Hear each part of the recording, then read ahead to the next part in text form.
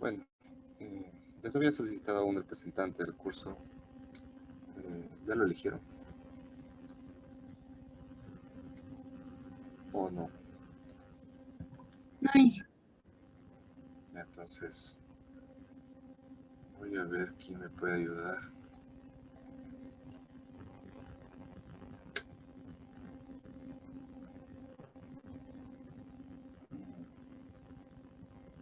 Kelly Pilco. ¿Tienes algún inconveniente tú tal vez que me puedas ayudar como representante?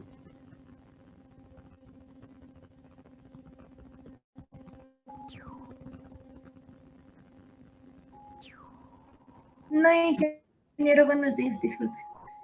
Ya, entonces, ayúdame enviando internamente por el chat tu correo institucional, Ya. En este tu número de momento lo cédula y envío. tus nombres completos, por favor, para registrarte. De hecho, Ya lo envío. gracias. A ver, sigamos. Me parece, no recuerdo exactamente dónde nos quedamos el día de ayer. Vimos la diferencia entre ASD y el RFD, me parece. Sí, hasta ahí nos quedamos. Ya.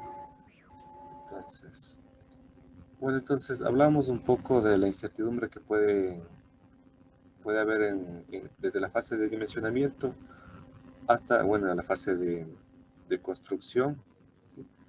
De fabricación y construcción de cualquier estructura en acero, ¿no es cierto? Hay varias incertidumbres que se generan y hablamos un poco de ellas en cada caso, ¿no? La diferencia entre ACD y el RFD, esencialmente recuerden que en el RFD la incertidumbre que se puede ocasionar en el valor de la carga muerta y el valor de la carga viva, perdón, estoy grabando. Ya. Entonces, la incertidumbre que se puede ocasionar tanto en la carga muerta y la carga viva, sí lo toma en cuenta en la metodología del RFD. En cambio, en ASD, sí lo toma en cuenta, pero lo hace de una forma un poco más general, ¿sí? Entonces, el factor de seguridad en este caso toma en cuenta las posibles variaciones como un todo, ¿no? Entonces, de ahí viene la principal diferencia. Y es por eso que la metodología del RFD, digamos que tiene mayor aceptación, ¿sí? ¿Qué tan probable es que varíe una carga viva? Pues depende de estos factores, ¿sí? Una carga muerta, una carga viva. Entonces, habíamos hablado que a pesar de ello, siempre va a haber una probabilidad de falla, ¿sí? Por A o B razón. Normalmente esta probabilidad de falla oscila entre el 10 y el 5%, ¿sí? Probabilidad de falla. Esto, como les mencioné, ya se ha visto, se ha comprobado, principalmente con la relación de carga muerta versus carga viva. Cuando esta relación es alta, no hay mayor variación, pero si esa relación es bastante baja, ahí sí tiene influencia, digamos, en gran medida en el tema del diseño. Creo que nos quedamos acá. En acero tenemos varios sistemas estructurales. El que más usamos acá en el país, ustedes habrán escuchado sistemas especiales de marcos de momento o sistemas de marcos de momento. En esta figura tengo una vista en planta, ¿no? Tengo varios ejes estructurales, del eje 1, por ejemplo, al eje 8, y en el otro sentido del eje A al eje F, ¿sí? Fíjense en la disposición de las columnas, cómo están orientadas. En este caso estamos hablando de columnas tipo I, ¿no?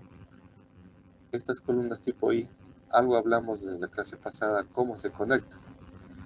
Las columnas tipo I, esto es de los americanos, ¿no? Se han concebido tal que nosotros debemos conectar las vigas principales en el patín, ¿sí?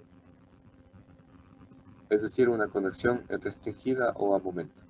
¿Cómo se representa esto en un plano con esta simbología? ¿Sí? Es una flecha que denota restricción, ¿sí? Es decir, una conexión a momento. En este caso, para este esquema de esta estructura,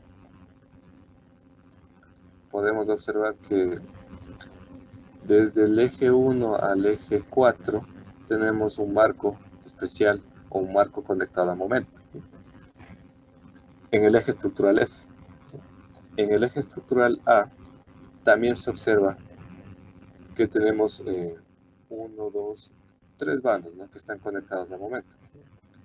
Entonces, imagínense si aplico una carga, un empuje lateral, llamémoslo sismo en X o empuje en X. Estos elementos que se conectan a momento son los que van a resistir justamente este empuje lateral. Los demás momentos, las demás conexiones, posiblemente no estén conectadas a momento, sino sea una conexión articulada, como lo vimos el día de ayer. Es decir, el momento está liberado. ¿Cómo denotamos articulación en vigas? Es con un pequeño círculo en cada extremo, algo así. Entonces, tengan la idea que en este caso los pórticos que me dan rigidez lateral son del 1 al 4, ¿sí?, a momento. De igual manera en la parte inferior. Ahora, debido a la orientación de estas columnas, a ver, tengo una consulta. Ah, ya, gracias, Kelly. Debido a la disposición de estas columnas, fíjense cómo están orientadas, ¿no? La mayor parte de estas columnas en planta están orientadas de esta manera. Por tanto, este edificio será más rígido en ese sentido. Ahora, ¿qué pasa si aplico una fuerza lateral en el sentido opuesto? Llamémoslo sismo en Y. Ya que este edificio es producto de la disposición y la orientación de sus columnas, posiblemente sea más flexible en ese sentido, porque las columnas están trabajando en el eje menor, o en el eje de menor inercia. Y por tanto, ya que no puedo conectar a momento en ninguno de estos ejes, pues el edificio se vuelve muy flexible, ¿no? Y es un problema. De ahí viene que para, digamos, solucionar ese problema, se ubican ariostramientos, ¿sí?, o diagonales para de alguna forma impedir el desplazamiento lateral producto de la aplicación de una carga lateral, ¿sí? Entre el eje, en este caso D y C,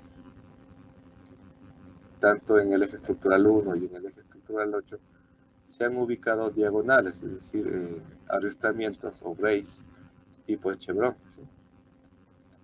Si lo vemos en una figura tridimensional, sería algo así. Entonces, no me fijé en los ejes, veamos.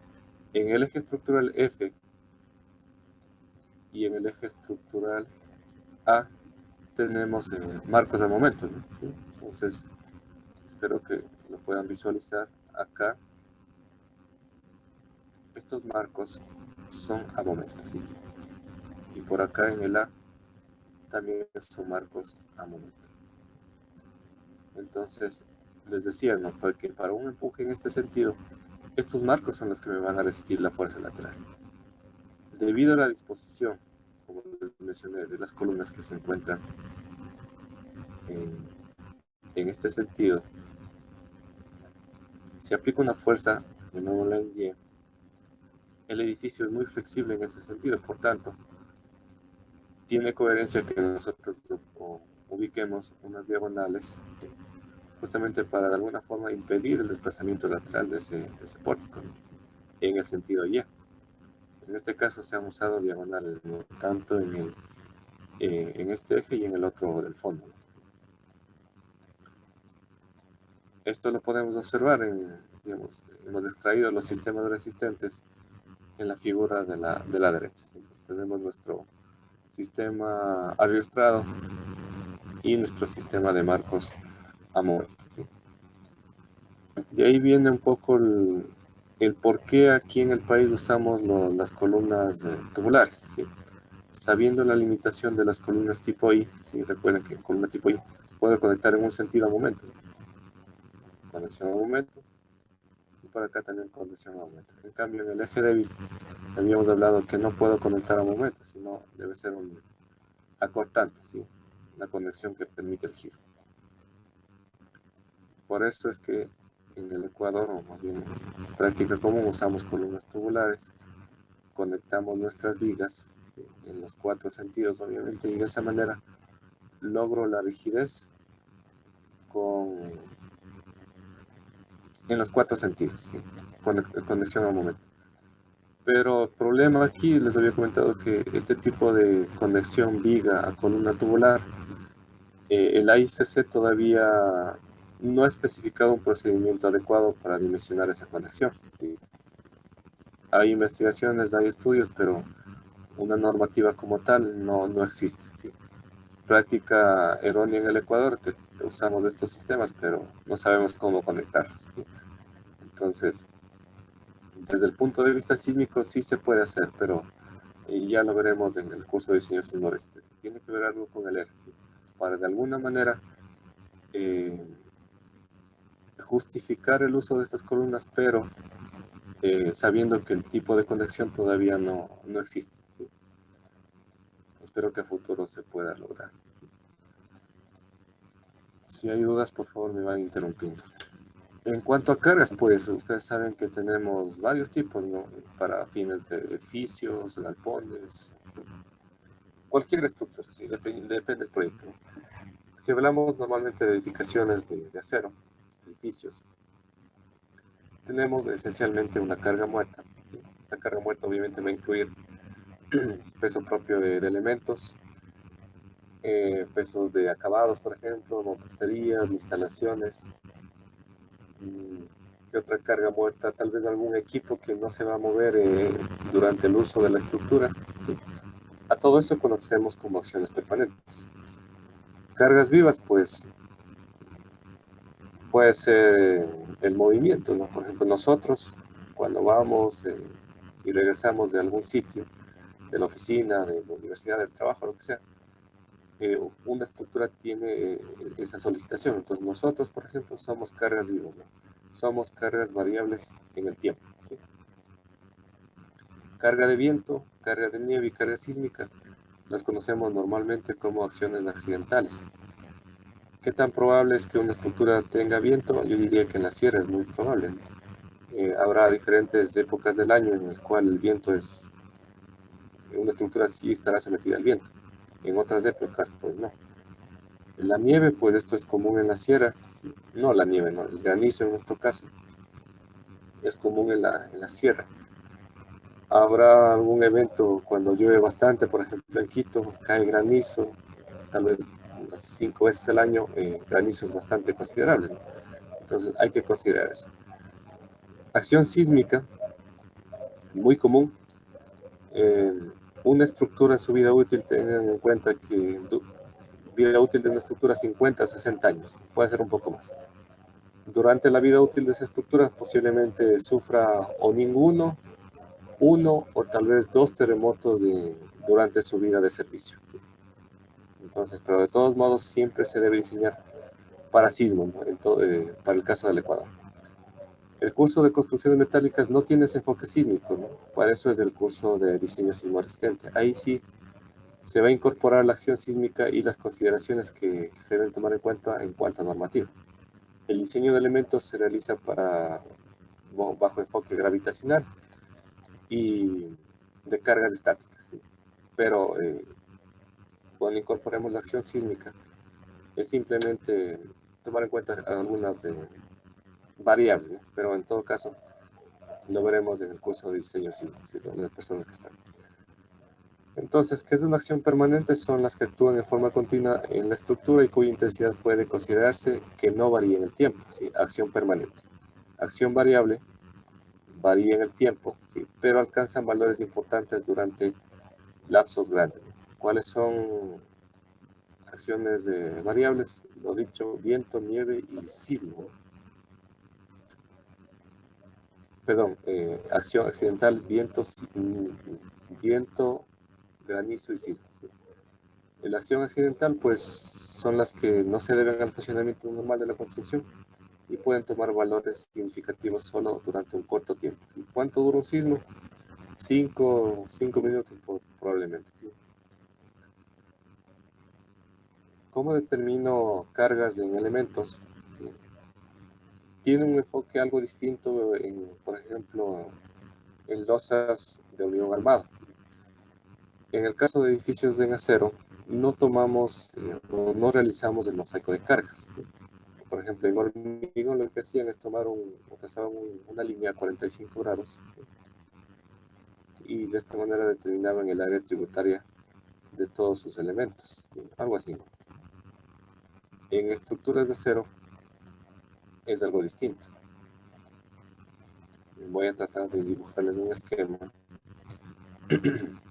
Imaginen que tienen una viga principal, ¿no? Viga que va a estar cargada. A ver, voy a hacerlo a mano. Imaginen que ahí tienen su viga. Luego tendrán otra viga principal por acá. Más o menos. ¿Ya? Esa viga va a estar cargada por viguetas. Digamos que tengo una vigueta por acá. Algo así. Ya, más o menos ya me entiendo. Y sobre esas viguetas, obviamente voy a tener mi panel de losa deck, ¿no? O el deck. ¿Sí? ¿Cuál es el sistema en estructuras de acero? La losa carga las viguetas, obviamente como cargas pueden ser uniformemente distribuidas. Las viguetas cargan a la viga, ¿sí? Puede ser como carga puntual. Si están espaciadas adecuadamente, pues también podría asumir que es una carga uniformemente distribuida. Y las vigas principales cargan a las columnas, bueno, y las columnas a la cimentación. Por tanto, aquí digamos que no existe esa distribución de carga en los cuatro lados, como es el caso de losas de hormigón armado. En losas de hormigón armado, pues ahí sí, depende de la geometría, sí cargan en las dos direcciones, pero en acero no pasa eso, ¿sí? Cargo normalmente un lado, pero de todas maneras siempre eh, debo tomar en cuenta el área tributaria. Entonces, por ejemplo, para el caso de columnas, eso sí, ustedes ya lo saben, ¿no? Simplemente tomo la dimensión de un vano, obtengo la mitad de esa dimensión y trazo una línea. Me voy al otro vano, por ejemplo en este caso el siguiente, tomo la mitad del otro, ¿sí? Y trazo otra línea. Ahora en el otro sentido lo mismo, ¿no? La mitad del vano, ¿sí? Y del siguiente consecutivo. Entonces de esa manera delimitado el área tributaria de esa columna. Por ejemplo, de las demás, pues fácil, ¿no? Por ejemplo, esta columna esquinera será algo así, de esta otra columna, algo así, y así sucesivamente. Pero tal cual como lo ven. Fácil, en columnas no hay problema. ¿Qué pasa en vigas? En vigas, mucho más sencillo, ¿no? Lo mismo, tomo la mitad de un vano, fíjense, tomo la mitad del otro vano, y en el otro sentido lo mismo. Y bueno, con respecto a la longitud de la viga entre columnas, ¿no? Viga principal, ¿sí? Entonces esa será el área tributaria de mi viga principal. Ahora, también tenemos viguetas, ¿no? Bueno, acá no está dibujado, pero imaginen que por acá voy a tener viguetas. Bueno, tres viguetas en este paño de rosa, ¿ya? Normalmente estas viguetas se ubican a un espaciamiento idéntico, ¿sí? Entonces, suponiendo que esto vale 6 metros, ¿sí? 6 metros de entregas. Llamemos de ese al espaciamiento. ¿Sí? ¿Qué valor tendrá ese en este caso? Tal cual como lo ven ahí.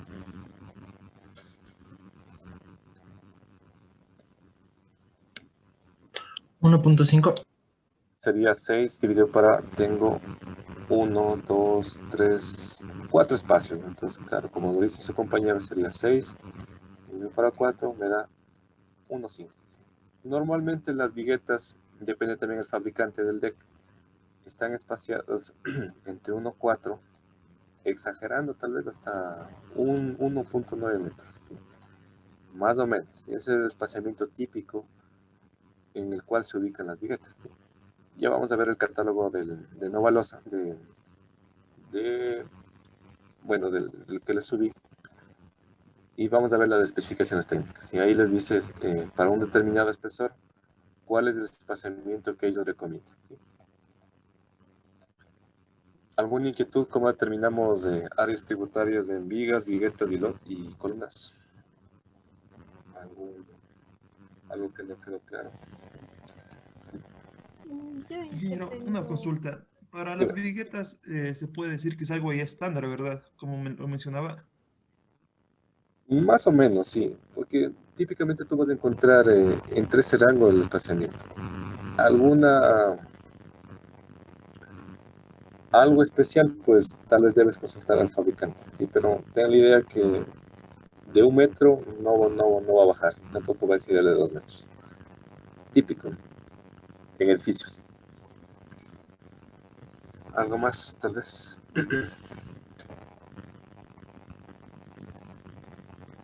Ya, es un poco más sencillo que el tema de losas de hormigón, ¿no?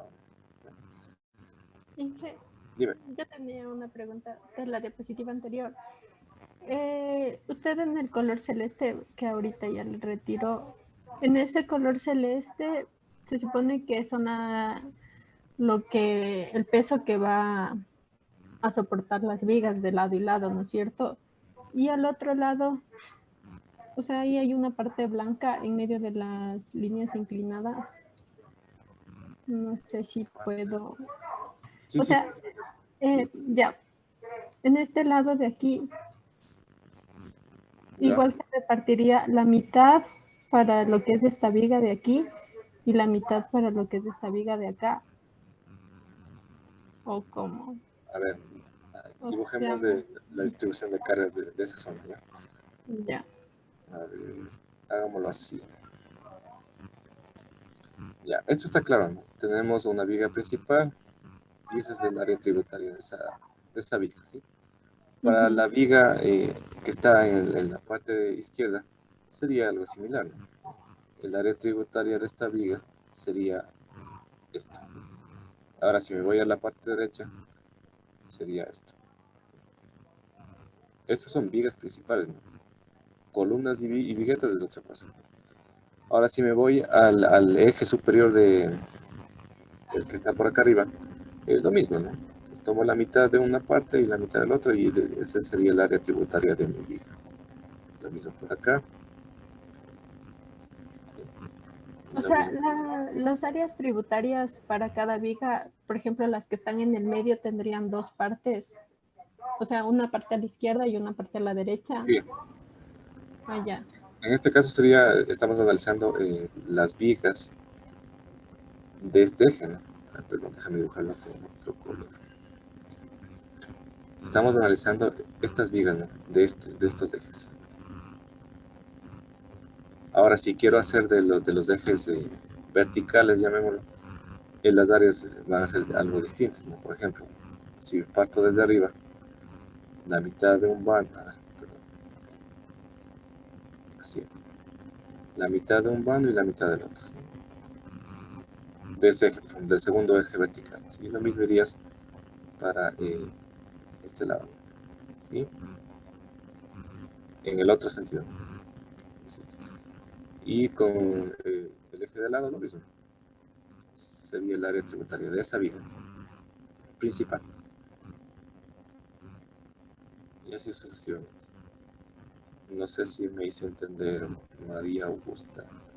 Sí, sí, ahí sí ya le comprendí. Es que en cambio, a lo que yo me confundí fue que en hormigón se reparte en cada viga y en este caso es como que si la carga fuera doblemente considerada, ¿no es cierto? Más o menos, sí. Todo Ujú. depende cómo estés cargando cómo estén llegando tus viguetas a la viga principal. Ya, Inge, muchas gracias. ¿Podría repetir el área tributaria para columnas, por favor? Ya, sí, sí puedo hacerlo. Veamos. Vamos dibujando las áreas tributarias para cada una de las columnas. Por ejemplo, partiendo de la esquina izquierda, ¿sí? esta columna esquinera, tu área tributaria sería algo así, ¿no? Vamos con la siguiente. Si tomo la mitad del vano, la mitad del otro, sería algo así. Si sigo bajando, bueno, aquí ya está seleccionado, algo así. Y para la columna esquinera inferior, lo mismo. De esa manera. Vamos al siguiente eje de columnas, la mitad de un vano, la mitad del otro, pues sería algo así.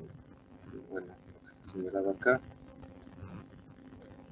lo que está señalado, la mitad de cada. Y así sucesivamente. Esto es columnas, ¿no? Es distinto a vigas. Está claro. Se aclaró. Ya, sí. Ya vamos a hacer un ejercicio de esto, sí, justamente hoy día. Una vez que ustedes han determinado los distintos estados de carga que pueden tener un edificio, la viva, la muerta, el granizo, lluvia, sí, lo que sea, dependiendo del enfoque que ustedes utilicen para diseño, puede ser esfuerzos permisibles o factores de carga, o el RFD. Cada uno tiene sus propias combinaciones, ¿sí? ¿Se acuerdan que yo les mencioné que para ASD no mayoro cargas? Entonces acá simplemente sumo, ¿no? Por ejemplo, en la combinación 2 tengo la carga muerta más la carga viva. Ahora, si estoy usando el RFD, ahí sí debo amplificar cargas, ¿no? Y la típica 1,2 de muerta más 1,6 de viva, más el 50% entre el R, S y R. Algo así. Entonces, varía un poco, ¿no? Esto es el enfoque o usando, de acuerdo a la normativa del ACE, ¿sí? Que es la Asociación de Ingenieros Civiles de los Estados Unidos. Entonces, esta es un estándar que usan los americanos. De ahí se derivan varias de las normas que tenemos nosotros. Esto es el enfoque entonces del ACE 716. Si nos vamos a la normativa local, nuestra NEC de cargas gravitacionales, NEC SSG, también tenemos 7 combinaciones. En este caso también tenemos la influencia de muerta, viva, viva de techo, SR, que es el granizo y la lluvia. Veamos la nomenclatura. Si se fijan, es prácticamente idéntico al enfoque o a las combinaciones de carga de la normativa americana. ¿Sí? Fíjense, en el caso del RFD, es lo mismo, ¿no? Prácticamente lo mismo. Lo único que cambia es tal vez acá el tema de los sismos. Aquí los americanos sí lo descomponen. Nosotros lo tomamos como un todo, digamos, ¿sí?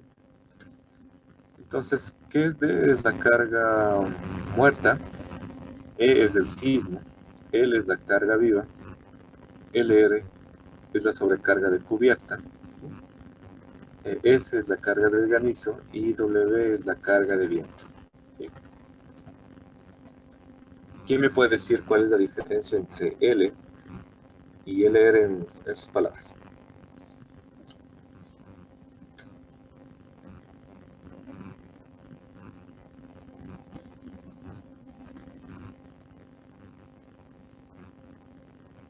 Denis, con alemán.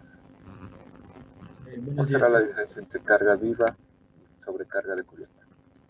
La carga viva yo pienso que se debería, digamos, proyectar en la losa accesible en la que siempre vamos a utilizarla, digamos. Ya. La Losa de de tres. cubierta es simplemente para el techo. Tal vez es menor, tiene un menor valor. Perfecto, gracias, Denis. Sí, exactamente lo que dice su compañero. En realidad la carga viva hay que distinguirla. ¿Sí? Todo depende, bueno, en este caso sí, la arquitectura, el arquitecto les va a decir, ¿sabe qué? La losa de terraza o la losa, el último nivel, ¿va a ser accesible o no? Hay veces en el cual, por ejemplo, en edificios residenciales o de oficina, no son accesibles. ¿Por qué? En la terraza se ubican equipos mecánicos, equipos de ventilación, tanques de gas centralizado, ¿sí? El espacio de los ascensores y demás cosas. ¿Sí? Entonces, a veces el nivel principalmente de edificios, la losa, el último nivel no es accesible. Entonces, en ese caso, si no es accesible, pues debo usar acá una carga viva, pero de cubierta. ¿Sí? Y bueno, en los demás niveles de entrepiso, bueno, aquí sí voy a tener ocupación, no van a estar las personas, ¿sí? Por tanto, aquí sí estoy hablando de carga viva, digamos, normal. ¿Sí? Entonces, eso hay que distinguir, ¿no? Y como dice su compañero, claro, la carga viva de cubierta es mucho menor, ¿sí? a la carga viva de entrepiso. ¿Sí? ¿Qué más? La carga del granizo, que en realidad las otras normas lo toman como nieve, ¿sí? Pero en nuestro caso sería el granizo, ¿no? Principalmente a nivel de la sierra. ¿Sí? Carga de viento, ¿sí? Y no lo dice la ANEC, pero ERE, fíjense que por acá también tenemos ERE, tenemos la carga de lluvia. ¿Sí? Esto es lluvia. ¿Sí? Entonces, vamos a hacer un ejercicio para estimar primero el metrado de cargas y luego las resistencias de diseño, tanto de vigas, columnas y viguetas, ¿sí? Para que quede claro esto. Por favor, se van a dirigir a su ABAC en la sección de introducción del curso. A ver, déjenme mostrarles. Ustedes son grupo 2. Se van a dirigir a la introducción del curso. En su bibliografía van a abrir la carpeta. Y no sé si lo tengo descargado, ¿no? Pero van a abrir el catálogo de IPAC del año 2019. ¿Sí? Catálogo IPAC del año 2019. Van a abrirlo. Y luego se van a dirigir a la unidad 1, ¿sí? En material docente. Se les ha subido un plano en PDF, ¿sí? Que dice, se denomina 0-caso metrados. Abran los dos archivos, por favor. Les doy unos 3 minutos mientras lo cargan. ¿Ya?